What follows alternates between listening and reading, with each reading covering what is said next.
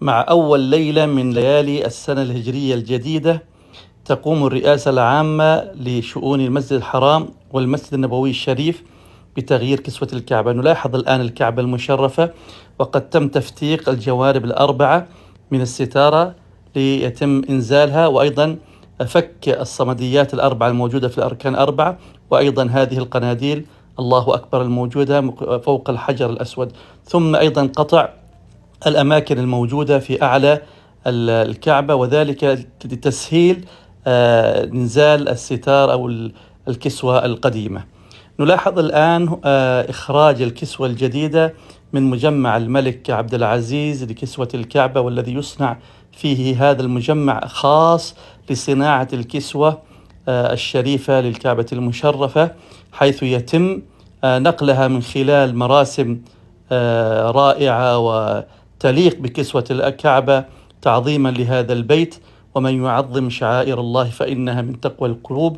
يقوم 130 صانع وفني بنقل هذه الكسوة من المصنع الموجود في أم الجود في مكة المكرمة إلى المسجد الحرام. نحن هنا الآن نلاحظ هذه ساحات المسجد الحرام أمام باب الملك عبد العزيز، وقد وضعت هذه الكسوة في عربة خاصة للكسوة لإدخالها الآن من الساحات الموجودة خارج المسجد الحرام إلى داخل المسجد الحرام ضمن هذه العربة بطريقة تليق بعظمة هذا البيت وبمكانة هذا البيت الذي يشهد هذا الإقبال الكبير من الناس ومن الزوار والحج المعتمرين وبقية الحجاج، لأنه في بداية العام الهجري ما زال إلى الآن هناك حجاج موجودون من بعض الدول الإسلامية.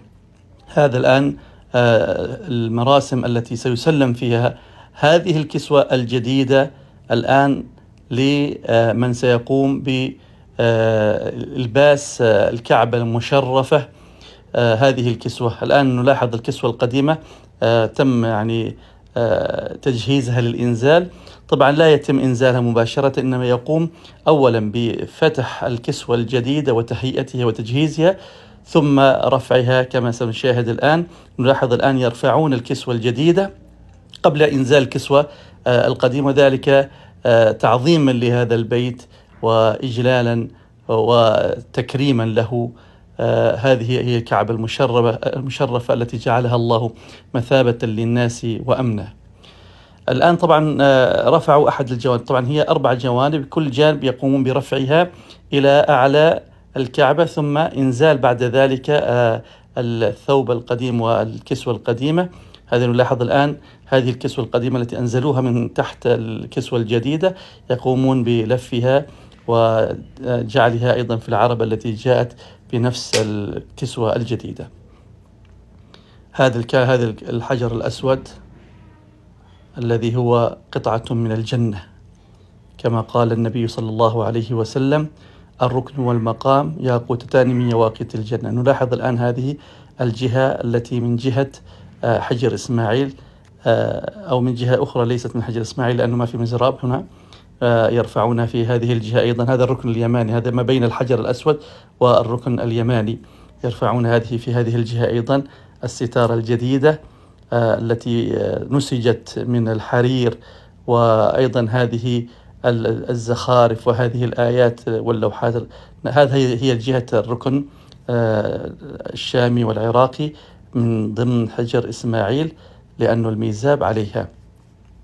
الآن يقومون بإنزال الكسوة القديمة حتى لا تظهر جدران الكعبة، وهذا من باب التعظيم، ليس هناك أمر شرعي أو أمر منهي عنه، إنما هو من باب التكريم والتعظيم. وكما نعلم أن أول من كسى الكعبة المشرفة هو ملك تبع الحميري الذي جاء كان بقصد هدم الكعبة، ومرض مرضا شديدا قبل أن يصل إلى مكة، حتى قال له زعماؤها وأشرافها: إنك نويت نية سيئة ولو أحسنت النية لا شافاك الله. فعلا عزم على أنه إن شفي أن يكرم هذا البيت، فرد الله له صحته وعافيته فأكرم هذا البيت وكاساها وبنى وجعل لها بابا من باب الإكرام والتعظيم.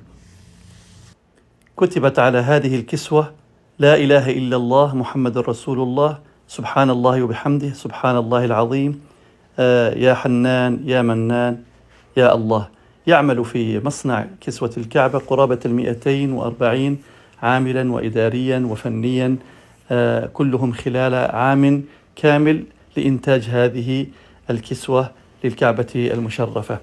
ونلاحظ أن مقدار الحرير الطبيعي الذي يستخدم في صناعة الكسوة قرابة 670 كيلو غرام، وسلك الذهب والفضة الذي تكتب فيه الآيات في هذا الحزام قرابة 150 كيلو غرام. والكعبة محاطة بحزام عليه آيات في الثلث الأخير.